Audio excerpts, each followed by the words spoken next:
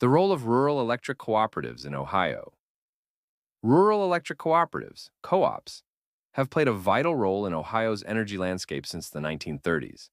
Initially established to bring electricity to rural areas ignored by investor-owned utilities, these member-owned nonprofit organizations have provided reliable service to communities across the state for nearly a century.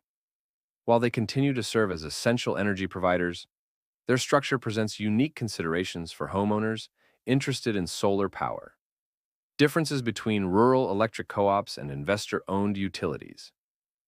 Unlike investor-owned utilities which operate for profit and are regulated by the Public Utilities Commission of Ohio, PUCO, rural electric co-ops are nonprofit entities governed by their members. Each member receives a vote in electing the board of directors, ensuring that local concerns are represented in decision-making. However, this independence also means that co-ops are not subject to state-mandated energy policies, such as standardized net metering regulations. Net metering policies and their impact on solar adoption. Net metering is a policy that allows homeowners with solar panels to send excess electricity back to the grid in exchange for bill credits. While investor-owned utilities in Ohio are required to offer net metering, rural electric co-ops set their own rules. This creates variability in how solar customers are compensated for their excess energy. Key differences in net metering policies. Participation is not mandatory. Not all rural co-ops offer net metering.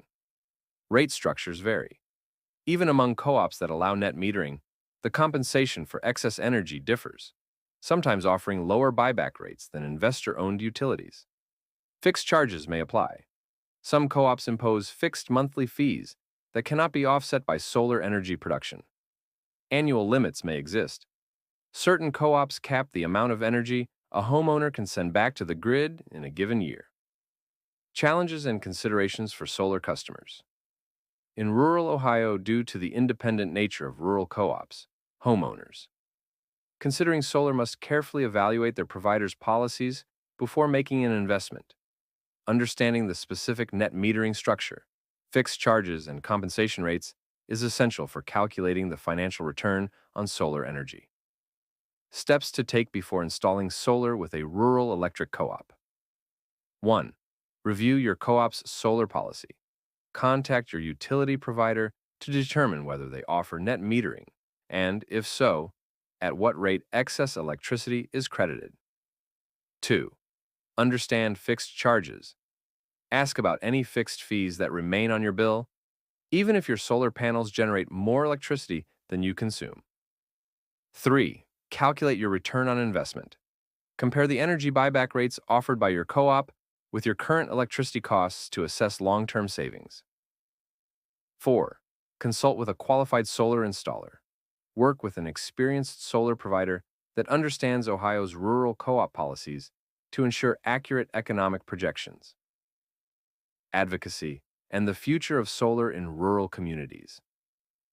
Rural electric cooperatives operate under a democratic structure, meaning members have a direct say in policy decisions. Homeowners who encounter restrictive solar policies can advocate for change by participating in co-op meetings, engaging with leadership, and rallying community support. Several Ohio communities have successfully influenced their co-ops to adopt more solar-friendly policies.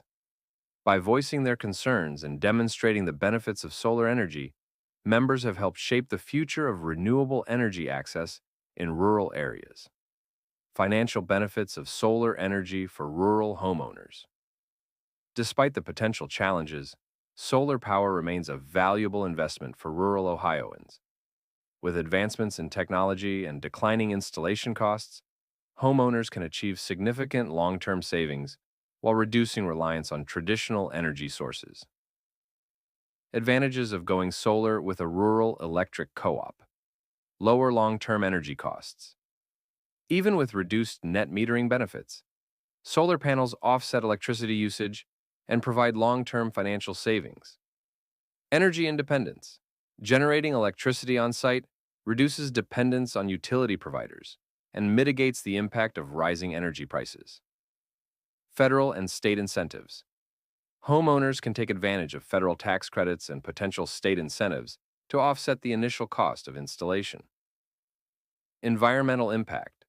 Solar power reduces reliance on fossil fuels, contributing to cleaner air and a more sustainable energy grid. Working with an experienced solar installer. Choosing the right solar provider is essential for navigating the complexities of rural electric co-ops.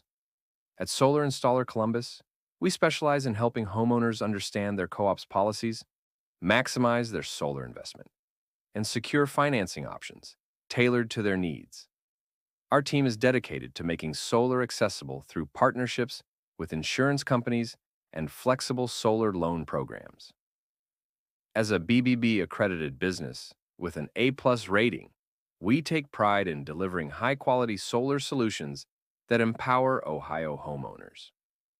Conclusion: solar energy remains a viable option for homeowners served by rural electric cooperatives in Ohio, but careful consideration is necessary. Understanding net metering policies, advocating for fair compensation, and working with an experienced solar installer can help rural residents unlock the full benefits of solar power. As the demand for renewable energy grows, continued advocacy and community engagement will play a crucial role in shaping the future of solar adoption in rural Ohio. FAQs 1. Do all rural electric cooperatives in Ohio offer net metering? No. Net metering policies vary by co-op. Some offer full retail credit for excess energy, while others provide lower compensation rates or no net metering at all. 2. How can I find out my co-op's solar policy? Contact your rural electric cooperative directly to request information on their net metering rules, fixed charges, and energy buyback rates. 3. Can I store excess solar energy with battery storage? Yes, homeowners can install battery storage systems to retain excess energy for use during peak hours or power outages, reducing reliance on the grid. 4. Are there financial incentives for installing solar panels in rural Ohio? Yes, homeowners can take advantage of the Federal Solar Investment Tax Credit, ITC, and potential state incentives to reduce the upfront cost of solar installation. 5. How can I advocate for better solar policies with my co-op? Attend co-op meetings, engage with board members, and encourage other members to support fair solar compensation policies. Co-op members have the power to influence policy decisions through collective action.